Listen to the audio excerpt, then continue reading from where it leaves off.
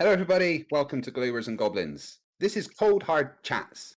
I am your dungeon master. Hold on. Wait, what? No, I'm not your dungeon master. I might be, though. I could be the Batch. Batch is sick as fuck, so I'm FTFE reading the intro. Joining me today for the chat is Fight the Flat Earth. Hello, how you doing? Shut up, no one likes you. Frismer. Hey, I'm also kind of feeling down today, so yeah. And the George said who isn't yet here.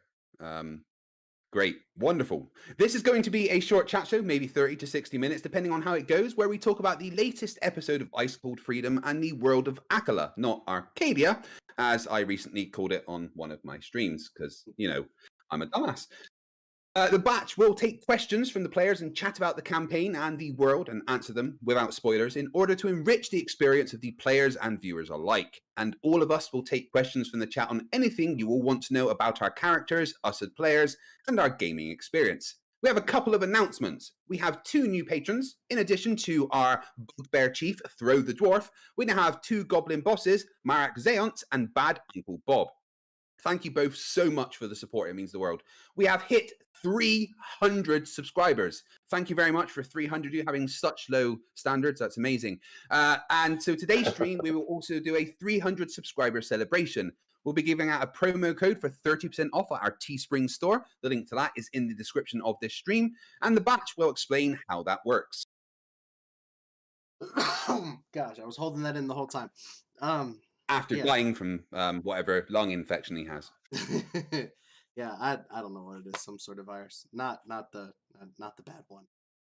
That's a negative for that. But yes, welcome everybody. Gonna try and talk as little as possible. Keep my answers short. But yes.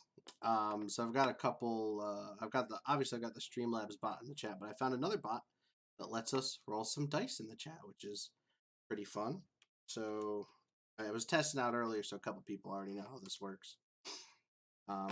And I really hope the bot works, because if it doesn't, it's pretty dumb. But so not working. There we go. Okay, so I just rolled the D100, also known as a D percentile in D&D. Everybody who's watching, if you roll a D100, the first one you roll is going to count as your entry into our little contest to win that promo code. Whoever rolls the highest wins. If there's a tie, it's going to give out two promo codes. Because awesome. I couldn't think of a more complicated solution than that. Yeah. Chrismer players not eligible. Oh, it's for the viewers. I know. I was... Yeah, but I still want to win, so. But I'm gonna keep track of everyone's first entry, so you can't just keep rolling till you get a 100.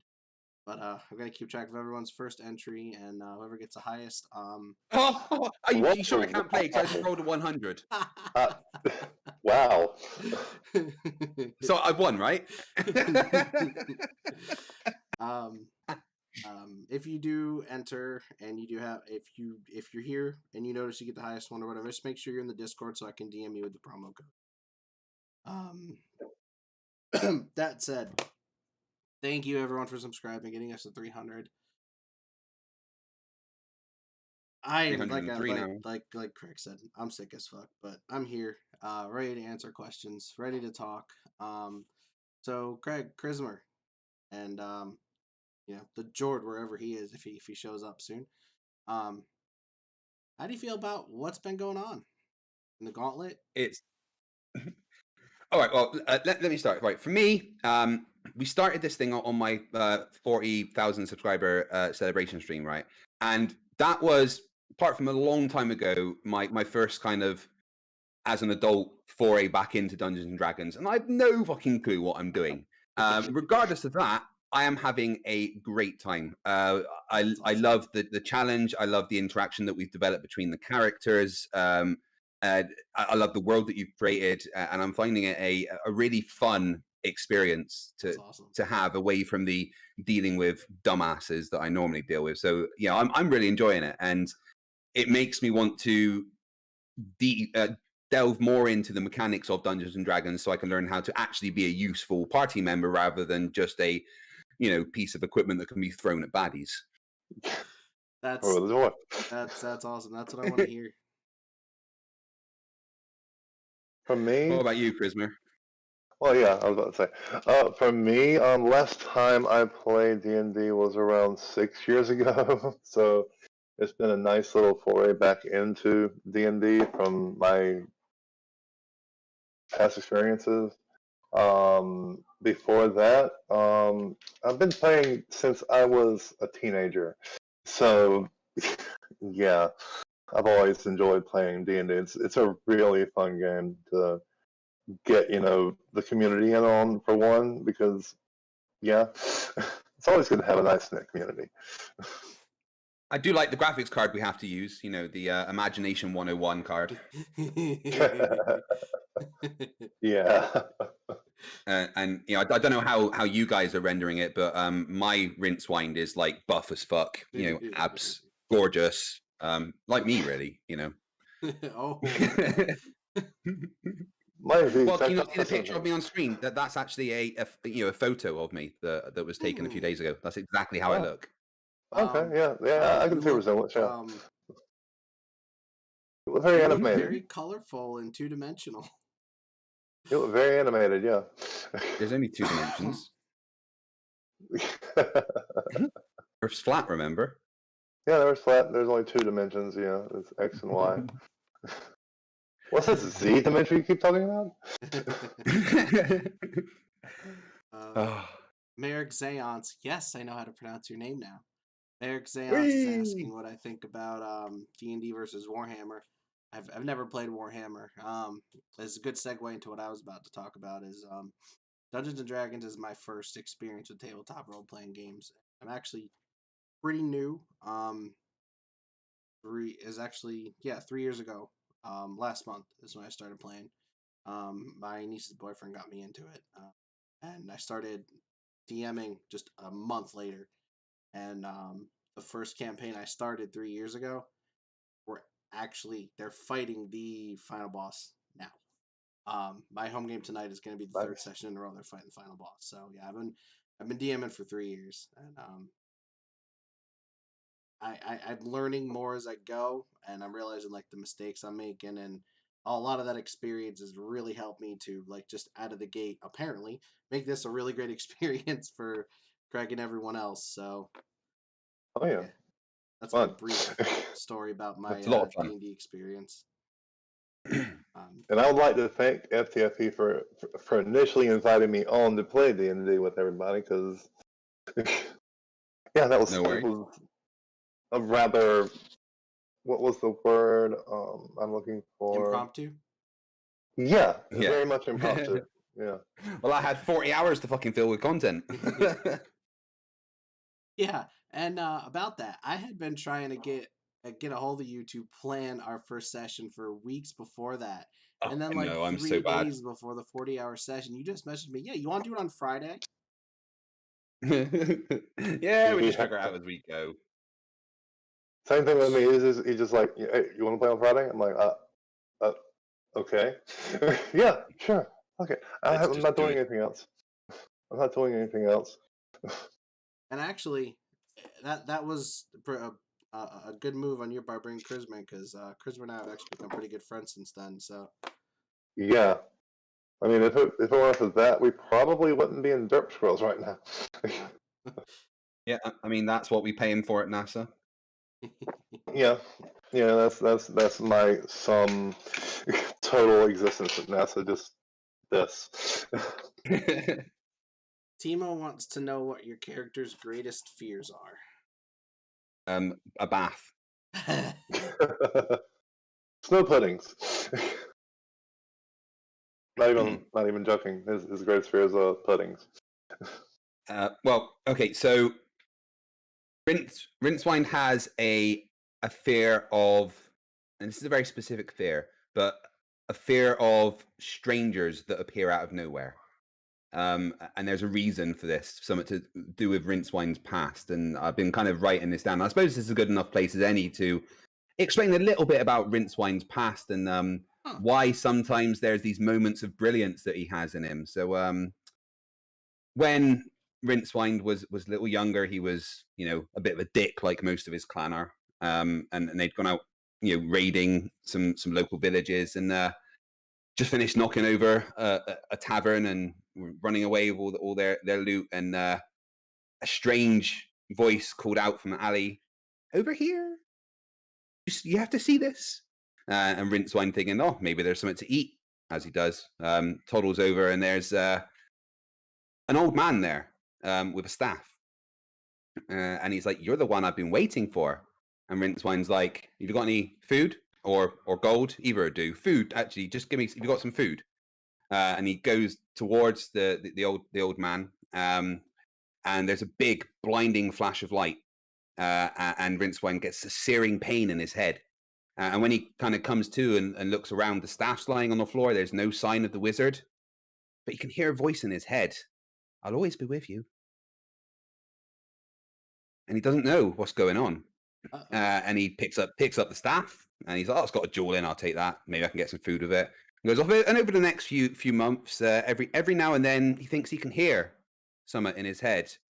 If he's going to do something stupid, then there's a voice saying, "Maybe you shouldn't. Maybe there's a better way." And he doesn't really know what's going on. And over time, he realizes that the old man was a wizard, and the wizard is now in his head. What's left of the wizard and the wizard's power is in Rincewind. And most of the time, Rincewind just ignores it and it's not there. But sometimes when the wizard thinks that it might be necessary, he can control and make Rincewind say and do things. So Rincewind doesn't like, if there's go in that alley, Rincewind's not going to do it, because last time he went there, he ended up a slightly different person afterwards, and it freaks him out. Interesting. Well, my mind's blown. Hello, guys. Hey! Oh, Good. finally, you show up. Oh, finally, yeah. Where have you been? I've had dinner work. ready for 3 hours. I've been at work, woman. God. Work. Giving hand jobs in men's bathroom is not work. Oh my That's a God. hobby. Look, I'm not At least JM, if you get paid okay? for it. All right. Wow. So how's everybody doing today? Sorry I'm late. I Doing good. work I was a just little late. doing a little bit of backstory for Rincewind. And he doesn't quite realize exactly what's happened, right? He doesn't realize that this extremely powerful being is now living inside him. He doesn't quite get what's going on. He understands that he's different sometimes, but he doesn't fully understand because he's really dumb. But it's going to go somewhere in the future. There's a reason why the old man chose Rincewind. Well, I'm going to have to listen to that back to get the whole story, because I just pretty much came in at the end. But That's what she said. yeah. Oh. That's what she said. Nice. So, what do you think of that What is batch? the George's greatest fear? What is the George's greatest fear? Yes. He doesn't like mountains. That's been a thing his whole life. He does not like mountains.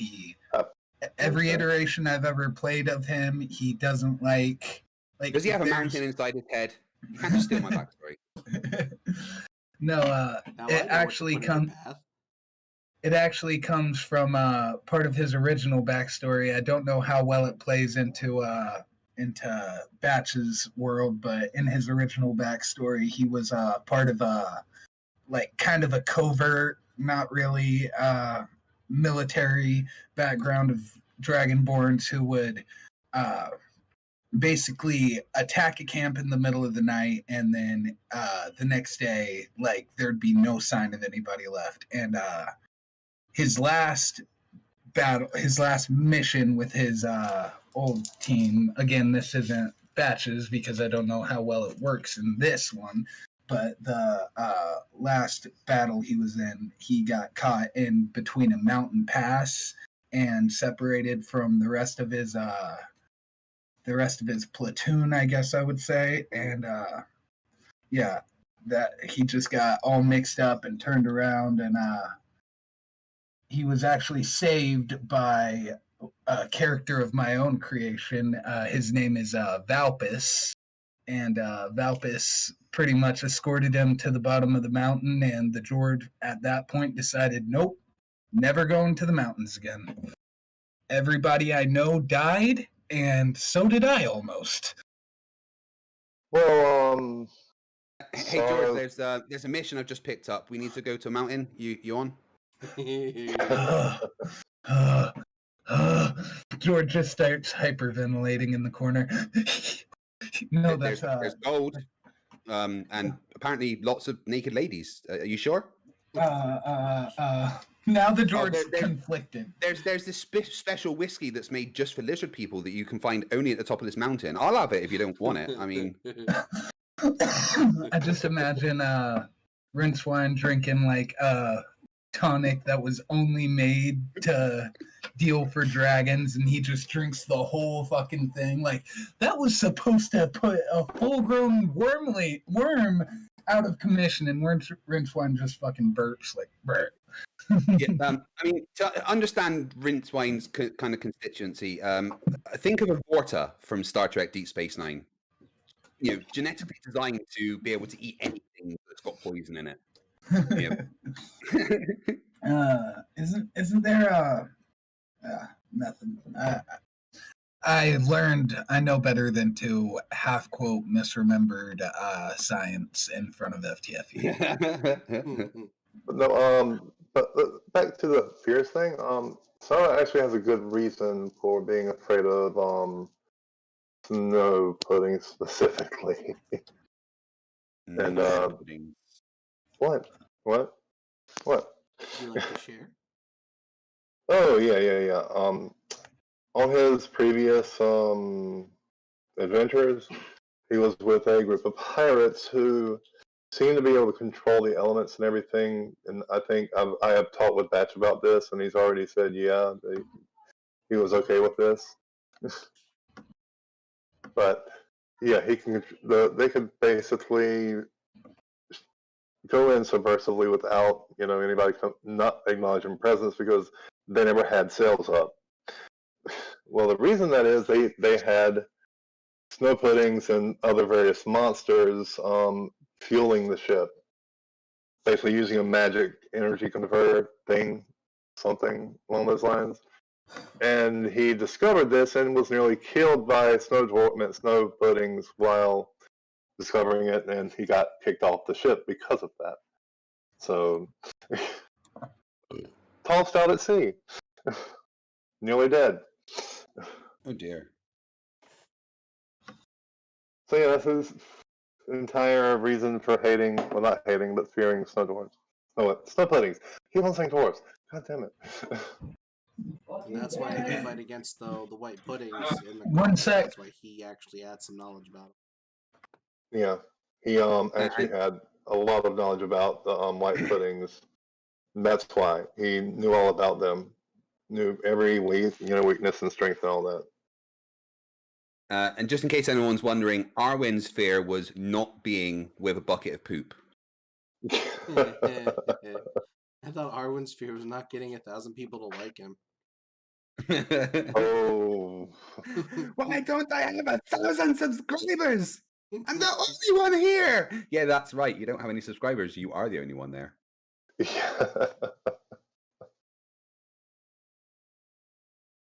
Mark Zayant says, "Am I planning to try RPGs in real life, not online? I maybe one day once the apocalypse is over. Who knows? I could try and get some of the people I know into playing Dungeons and Dragons. I bought my Xbox controller. No, it's a board game. What, like online? No, like with figures and stuff. What? So I need like a phone or something? No, it's just for God's sakes."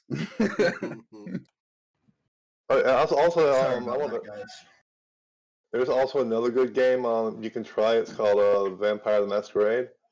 It's a very popular tabletop RPG. Very different. Yeah, wait, hold on. That is definitely a video game. So it is. It also is a video game. Bloodlines was a really great adaptation of it, but I still prefer the original, the tabletop game. It's really fun to get into because it's all about vampires and in the modern age and everything. Now, is this the one that Uwe Boll did a horrible film adaptation on? No, No, that's Blood Rain. That's Blood that's Rain. Blood Rain. Yeah, that's Yeah. Blood Rain. Not Vampire the Masquerade. All right, I see we've got more people joining. Just want to remind everybody for our 300 subscriber celebration, we're doing a 30% off our Teespring store. Just roll a D100 in the chat. You can see on screen, type exclamation point D100. Your first roll counts as your entry, and whoever's got the highest entry, make sure you're in the Discord. I will message you with your promo code. And if there's a tie, I'm just going to give out 2. But FTFE already won with the 100. Yeah, players yeah, can't well, run. yeah. FTFE And just so everybody knows, anyone that becomes a patron or supports the show on Streamlabs, all the money will go to Austin Whitset so the Clown Core tour can continue. That's what we agreed, right? I remember that. I remember that. Yeah, I remember that. Look, I can back that up. I've had one interaction with Austin Whitset, and he told me that he would not debate me anywhere that there are super chats. So, okay, bud. Okay, NASA Bunker 33 will host that debate. Also, he will do it on. He can go and debate on Glovers and Goblins, but he's also got to be a character in the game whilst he's debating. Oh my God! Can we do that? No. Yeah. No. Can we do that? Can we have one combat interaction where instead of fighting, we have to debate Flat Earth? Oh, that could actually be a real thing. Like I'm sure you could set up the rules where we've got certain responses that we've got to get with rolling the dice or something, right? I think that would be good. I mean, fuck's sake, there's sections in Assassin's Creed Valhalla where you've got to have battles as a poet. I'm like, I'm trying to be a Viking and to kill people with axes, and you want me to do some poetry? I'm sure that we can fit some kind of flat Earth debate in. That sort of reminds me of the I don't know if any of you have ever played it. There's a game called Oh Sir, the Insult Generator. Oh yeah. I fucking love that game. I've sank way more hours into that game than I care to admit, because it's just you smoke a bowl, you sit down there and you just laugh your ass off at some of the insane fucking shit that they say. There's one I was saving them up because I had Your Mother and Smelt of Elderberries, and there is that whole line, Your mother was a hamster and your father smelt of elderberries. I wanted that so bad, but I never got it. Oh. I will be right back, guys. I'm sorry. Like I said, I just got off work, so I got a little stuff to do around here. But I'm gonna be listening as much as I can. Okay. So right now it looks like Timo and Merrick are the only ones that have entered, and Merrick's ahead with a 47. Everyone, if you want to be in with a chance to win a code for money off some awesome Glovers and Goblins merch, then all you got to do is type something in the chat, which costs you a grand total of nothing. Yep. And as an example of what you have to do, I won't win, so you... Wait, I've forgotten what you do. You do this. You do exclamation point. It's right on the... D, it's right on the and then screen. 100. And type that. That's all you got to do. There you go. So I'm really excited about the campaign because we're outside the Gauntlet now, you know? We're outside the arena. We're in the world.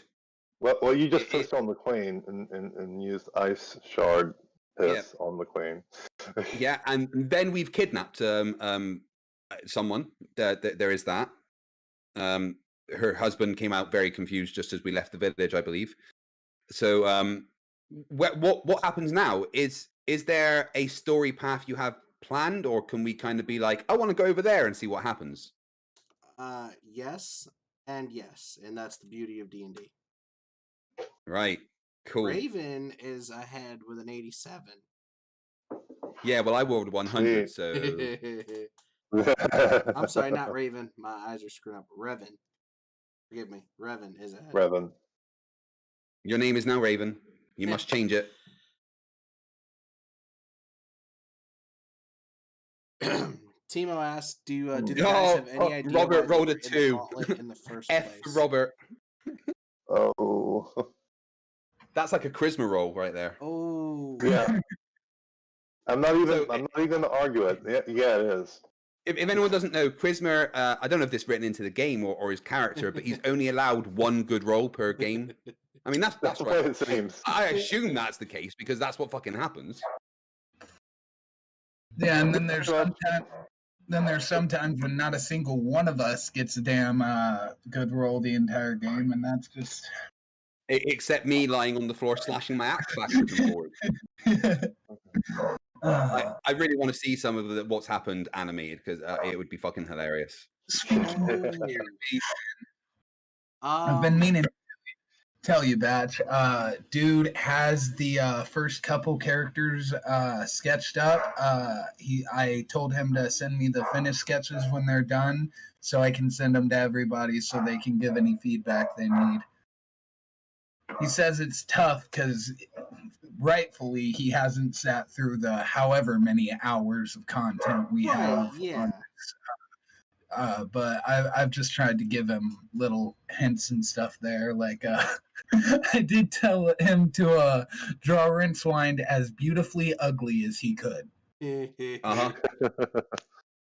You know that scene in SpongeBob where like Squidward looks like a model? It's that, basically. Yeah.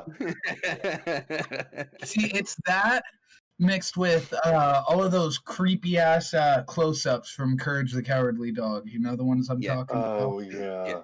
And a beard that from about 3 meters away looks absolutely glorious, but as you get closer, you realize it contains remnants of the past 6 months' meals. Not just Rincewind's meals either. That's the thing. There's also a family of nesting geese that live in his beard. Oh yeah. Well, don't tell my older character. What was her name? Malesh. That because she had a fear of ducks and anything that looks like a duck. So That reminds me of there aren't many in the Batches world. We've already talked about this, but the Jord has a very weird and very prominent dislike. It's not that he's scared of them. It's not that he hates them, but he just does not like tieflings. It stems from an interaction with a tiefling in the first party I ever ran the Jordan, because I've ran the Jordan like 3 different campaigns at this point. He's just fun. Stormar, a barbarian, is really fun, but yeah, just does not like tieflings. Obviously, Dungeons and Dragons is a role-playing game, right? So we're playing as the characters in the game. So how far do we take that? Like, I've kind of started making some notes about Rincewind's character and the kind of decisions he would make in certain situations. Right. How rigidly do we stick to what we think our character would do, regardless of the situation? Like, there might be something in what's happening that if the character did it would save the game, but that's not a Rincewind thing. So should I do it or not? I think you should do whatever's fun for you. yeah. The way I think playing the character is more fun, but then that's where the wizard in his head comes in. You know, if there's those moments where maybe there's a slightly brighter, mind needed. The wizard. I'm not going to like use that as a get out of jail free card all the time, but there's going to be those occasions where that's clearly not Rincewind making those decisions. Right. Yeah. Like that, like the one time, I can't remember it, but I remember you said Rincewind said something halfway smart, and I remember I was just like, the Jord looks at Rincewind and drops his fucking jaw.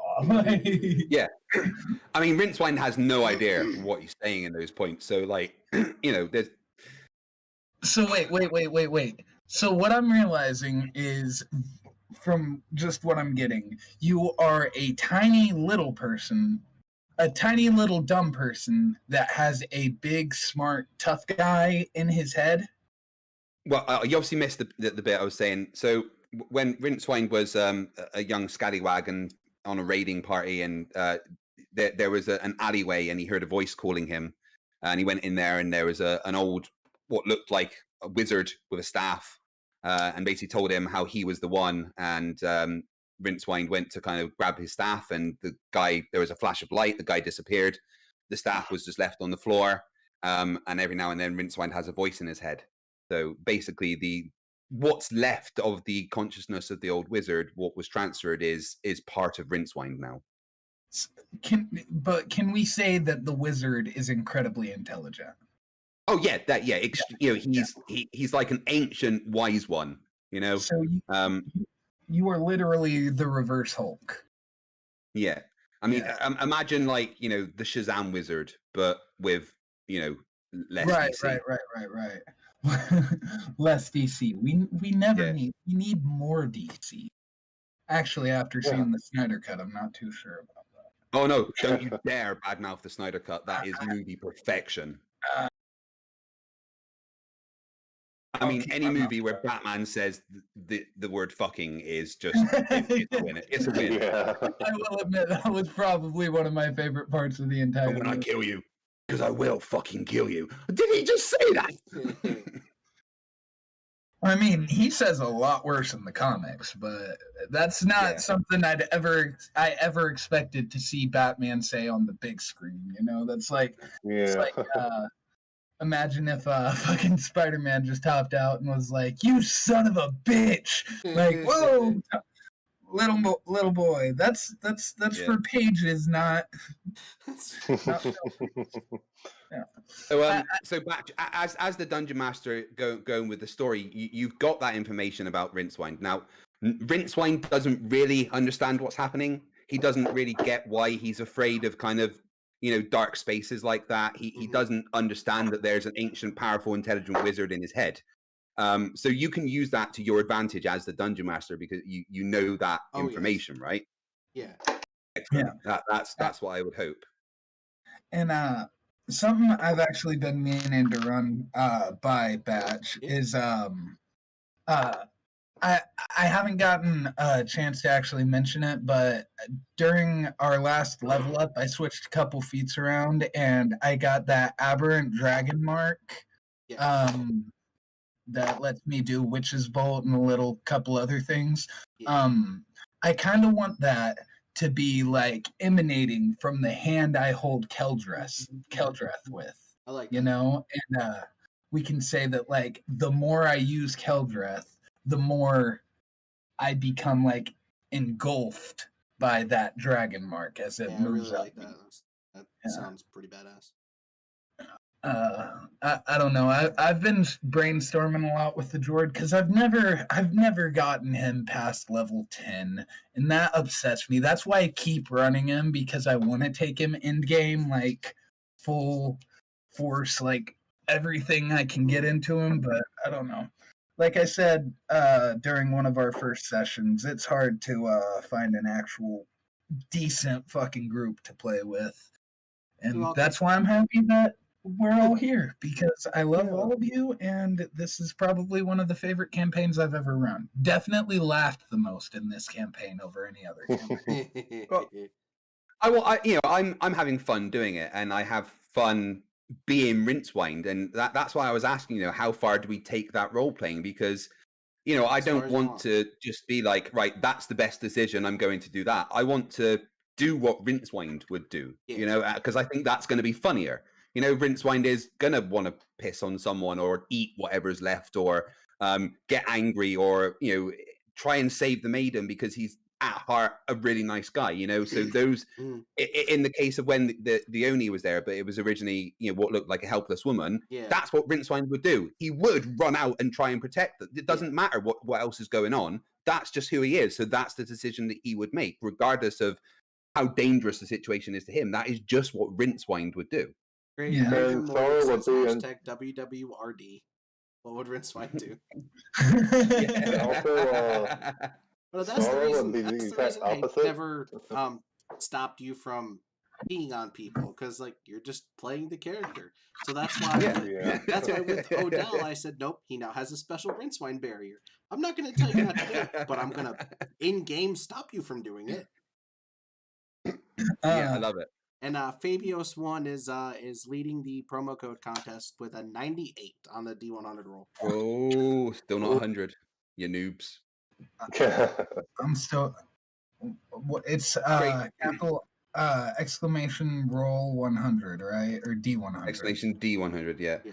Raven But- Mordic says, so Rincewind has a wizard inside of him. Giggity. Yeah. Giggity. Well, he's got what's left of the consciousness of this, whatever he was. You know, the form that Rincewind saw him in was what appeared to be an old wizard. But, I mean, it's obviously more than that because he's able to transfer what's left of him as that form's dying into Rincewind. And there could be something else for this consciousness to do after Rincewind. But at the moment, that's how Rincewind has been living for the past 30 years.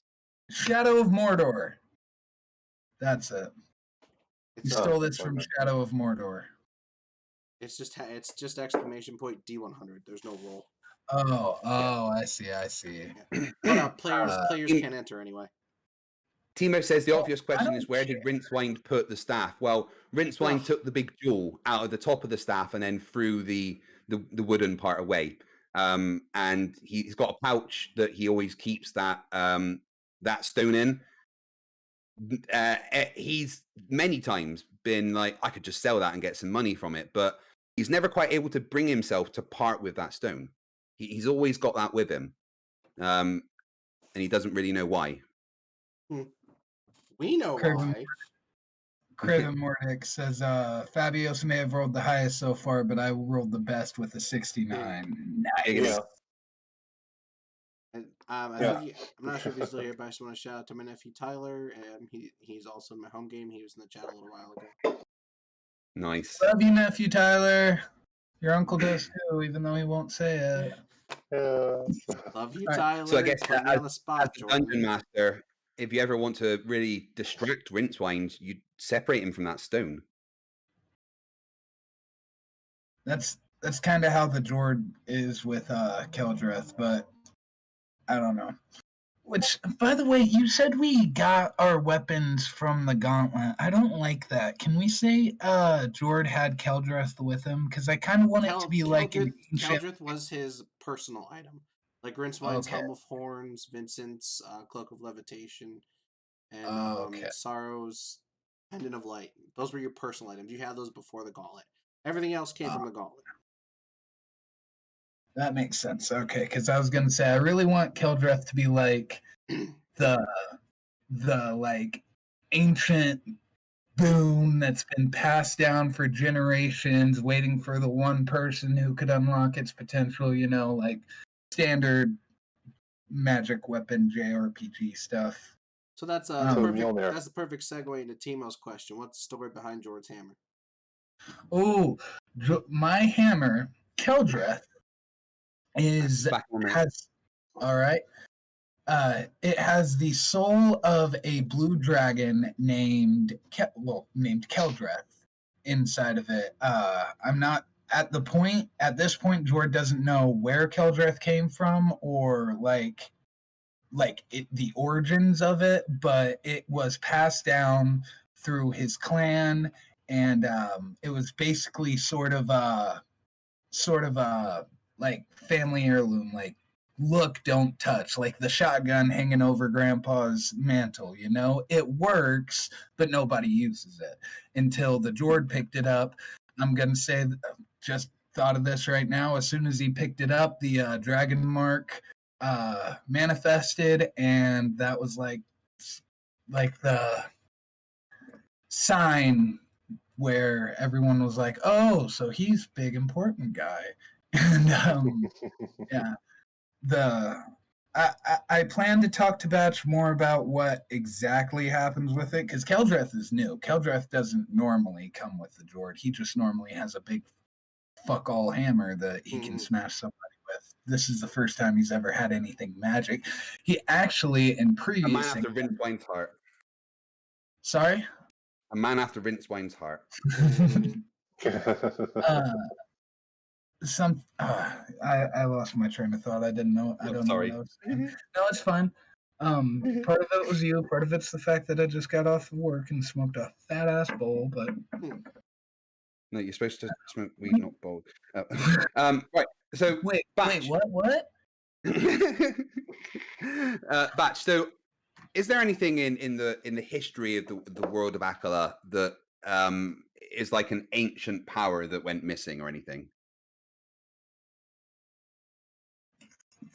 There can be. An ancient power that went missing. Yeah. Hasn't been seen for thousands of years, maybe. That kind of. I don't want to look on Med's face right now. Oh, I'm not even looking at the. I'm looking at the stream. I tend to come up with my story bits based on the characters, not on the world overall. Okay. So how about there is thousands of years ago in the world of Akala, there was an ancient power that made, it covered all the land and brought peace to everyone, but it just disappeared one day. And since then, there's been turmoil. Fight. And the people, can we that just are running the Gauntlet has it, and they don't want anyone else to know about it. Can we say, Fight, that the wizard that was absorbed into Rincewine's mind, can we say that he was the one who ensnared Keldreth and its hammer? Yeah. Yeah. Awesome. Yeah. Maybe this wizard is an important part of the ancient power that used to permeate the entire land. Right. But just he's done some pretty big important stuff. Yeah. Yeah, maybe it can all be fleshed out a bit, but I think and maybe that wizard also developed the technology for them to use the monster ship that drives by monster spirits. Yeah. I don't know. So this wizard is starting to sound like Eat Gad from the Super Mario world. That is actually the perfect reference. Yeah. The only thing that upsets me about it is that I didn't make it. So it's a good talking about a power that Timo Mepiena says that long lost powerful empires are backbone of the D&D. So I mean, it could be that maybe there was an ancient empire that was an empire of peace, but the peace was held together by a power that somebody had or something had, that everyone was afraid of. It was you couldn't stand against it, kind of thing. Kind of like Odin protecting the 9 realms. Once he passed away, everything kind of fell to shit. Yeah, but with a bit more of a chaotic good about it. Right. The reason why there was peace maybe because they were afraid of the power. So while was Timo there. is correct, D&D worlds usually are built on long lost powerful empires. I decided to go slightly different route with hey, throw the dwarfs in there. Hey, throw the dwarf. Throw the dwarf. Throw the dwarf. I decided to go slightly different route with my world. It's actually fairly early in the mortal days of my world, and the kingdoms and the empires that are being built now are going to be the long lost empires that future adventures are built on. And my players now get to live in those empires and essentially decide what the future of my world's going to be like. Okay, but remember, even ancient empires had stories of ancient empires. Freedom fighters, for instance, is what I was about. Well, not ancient, but that's what I was about to get to. You were talked about a power that would, permeate the land. Anubaron, the only reason Anubaron is as cold as it is because of an ancient power that permeates the land. I like the idea of this wizard being tied to that somehow. Yeah, see, that's what I'm trying to get across. The wizard isn't the power, but he was at that point the manifestation of something Mm. that chose Rincewind to carry what was left of it. So I know that me and Batch have talked a little about his world and like world building. That continent that you told me about, which was basically a continent of monsters and stuff, maybe the wizard could be like something from there.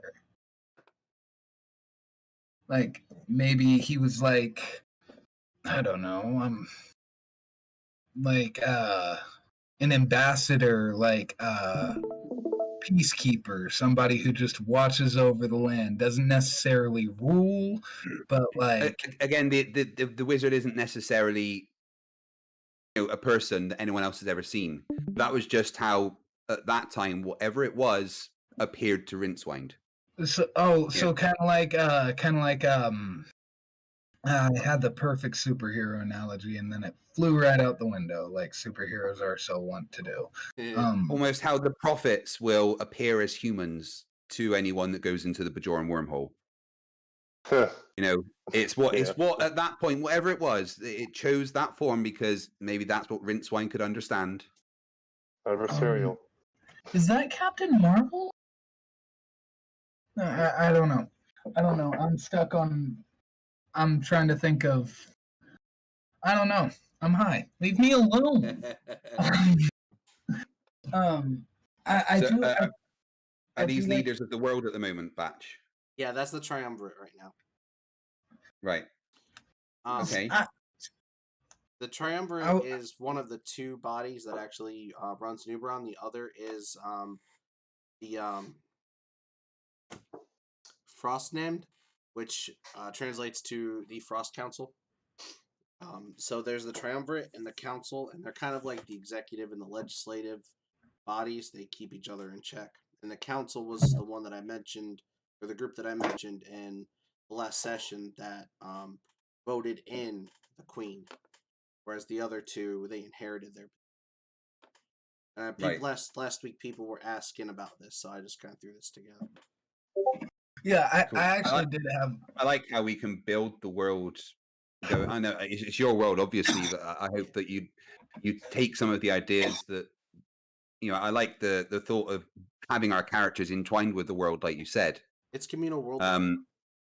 Yeah, and I like the story. I like the fact that this will be the legends that are told in the future, kind of thing. Exactly. But even the people of ancient legends had stories of ancient legends, so we can always go further back and further back. But I like the idea of this kind of being the first part of the modern history of this world. Right. Like this is like this is like the story.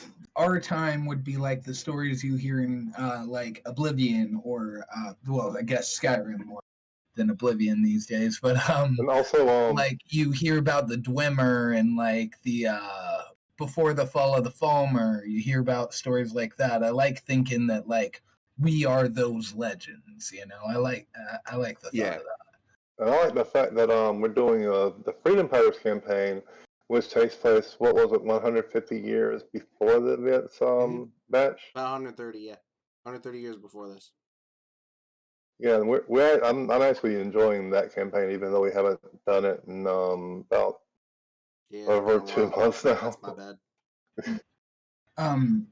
Something So I did- maybe this is the beginning of modern history for a reason, right? Maybe it's because once the power that was keeping the ancient empire together was gone, chaos has just been reigning, and this is the first time that things have started to be more ordered. So that's why it's the beginning of this world. Something I did want to ask about was with the Nixitar, the Snargodian, however you pronounce that. Iskisaran? Escasarin. Iskisaran, okay. Out of the three of them, well, we know that the Nixitar is a bro, and we know that I'm just gonna call her a queen, and we know that the queen's a bitch. So, what's Yeah. this Nergoti's deal? What's like? We haven't seen him do much. Is there like a power structure to these three? Like, I know they're all. And quote, is that the queen that I pissed on with ice just now? No, the Yes. middle one is the one you pissed Oh, on. yeah, yeah. So she's a bit angry. All right, okay, cool. No worries. Yeah. Just so I know Um, who I peed on.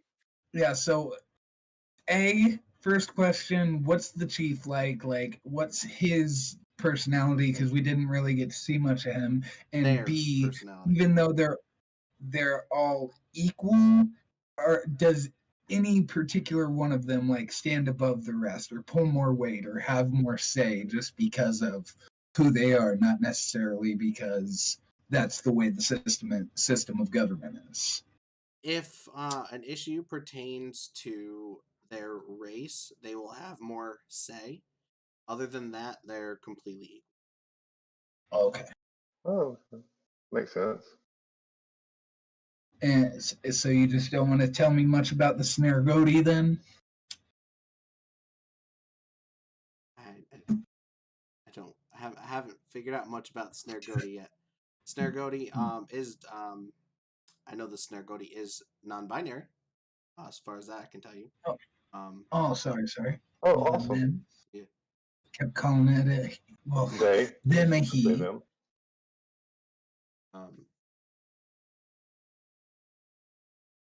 Yeah, I haven't thought much about the character of the Snargoti yet. Just right now, the king and the queen I have involved in the story, and the Snargoti will be. I just haven't come up too much with it yet. And one question I do have, I don't want to hear too many specifics, but have you been writing anything for the NPC that we created and kidnapped within the same minute? No Red spoilers. Orphan. No Right. spoilers. Okay. I did love that, how you were just like, oh yeah, there's a dwarf girl there, and Rince was just like, and I'm taking her. Mine. This one is coming with me. So Mine. before we get going, Mine. throw the dwarf. Can't talk. Throw the dwarf. So I'll let you know, if you type !D100 in the chat, you can enter for an opportunity to get a 30% off promo code on our Teespring store. You gotta beat a roll of a 98, but it's worth a shot. And Throw the Dwarf just has a couple quick questions. First one, now he wants to know if you guys are gonna try to find Arwen. From what I remember, didn't the group like hate Arwen?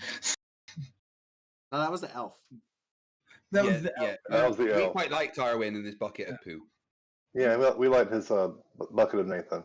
His Nathan bucket. Yeah, it's bucket of Nathan. I forgot. Yeah, it's been a while since I watched the early days where I wasn't here. But actually, come to think of it, I haven't watched since I've been here, but read the chat, so.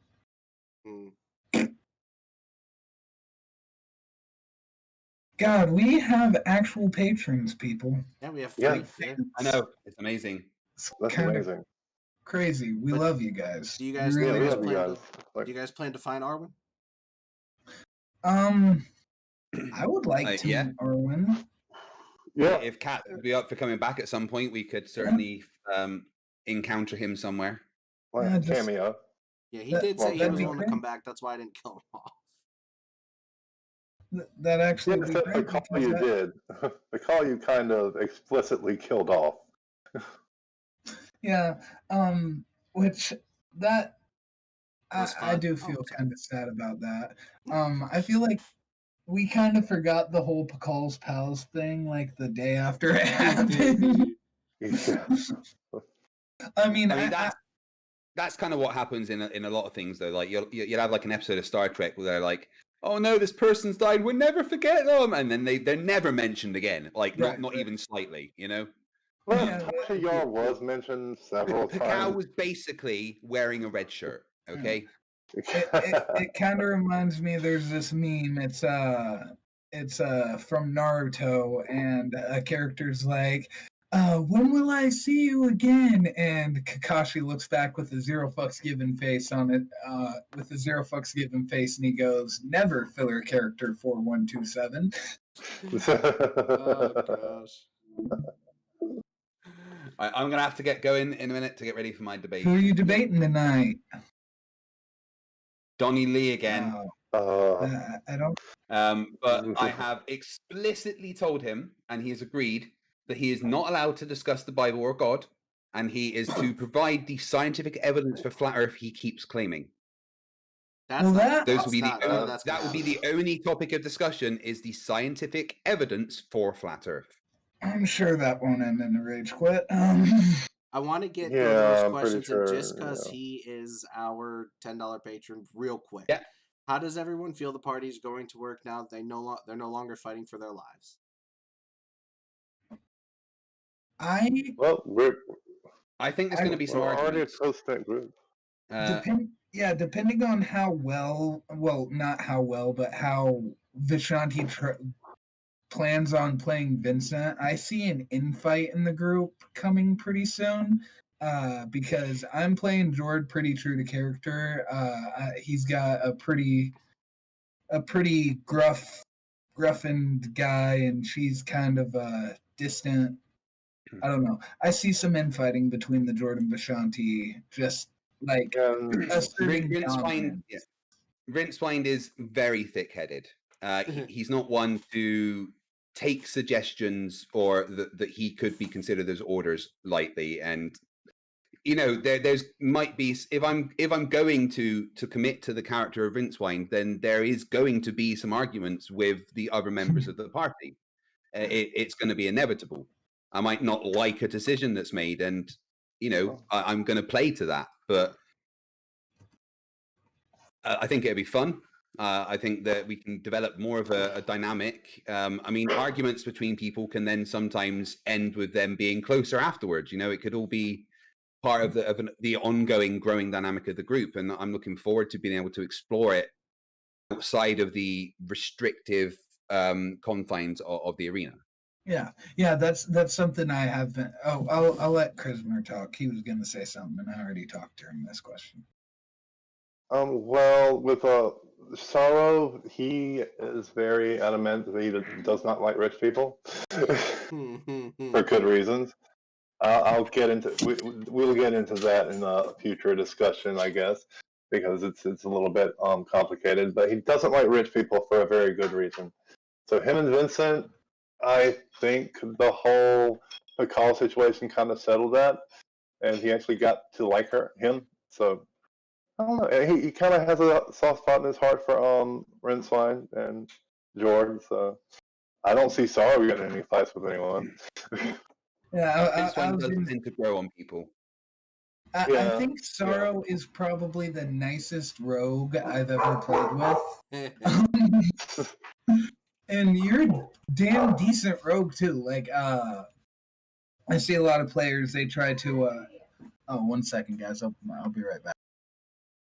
Well, yeah, I try to play with the tools I have, and I kept on forgetting I had poison. Usually when I play a rogue character, I do use my poisons a lot, because poison can help you out tremendously. I was the same with Rincewind. I kept forgetting that he actually does have a couple of ranged abilities. One that even has like a damage over time and stuff that I haven't really explored. I've just basically gone in with the axe, swinging the axe at the moment, because that's generally Rincewind's thing that he will do. But maybe the whatever's in his head will sometimes make him use a more tactical approach. We'll see what happens. Mm-hmm. His last Basically, question Rincewind's going to be unpredictable. sounds about right. His last question, I'm pretty sure, is for me. Who's responsible for running the arena? The the Gauntlet organizers, the arena organizers. They are essentially, I don't know if you want to call it committee organization. They function and part of the hierarchy underneath the council, underneath the Frost Council. They're basically a bunch of politicians. In modern day, we would consider them a bunch of politicians and executives. So like the medieval version of politicians and executives in an organization beneath the Frost Council. Cool. even have to come up with the bureaucracy of the world. Love it. All right, guys. Wow. I'm super sorry. I have to duck out. No, you're fine. We're family about to end anyway, so. family tragedy just happened, so I shit, gotta dude. go. Oh, You guys have a I good hope you're day, okay. and Alright, man. I will talk. Yeah, everything's good. It's just somebody really close to us passed away, and yeah, but everything's good. I'll Oh, talk to you guys later. See ya next Monday, and yeah, everybody have a good day. Later. See you later, dude. But wow, this went Yeah. an hour and Yeah. it blew by. Damn. Yeah, it was fun. All right, that so was fun. I think we should talk more about the world building Yeah. offline. I don't want to tread on any toes, but you know, Yeah. there is a reason why this, whatever this is chosen Rincewind. yeah, it looks like Fabios one has won that promo code. Fabios, I will reach out to you on Discord. Get you that promo code. Woohoo! Congratulations! Thank you guys. Get us 300 subscribers. I'm looking forward to 1,000. Here I come. Yeah. Thank you guys for coming on to chat with me. I'm way too tired and sick to do any kind of coherent outro. Everybody have a good night. Just say bye. Bye. Bye.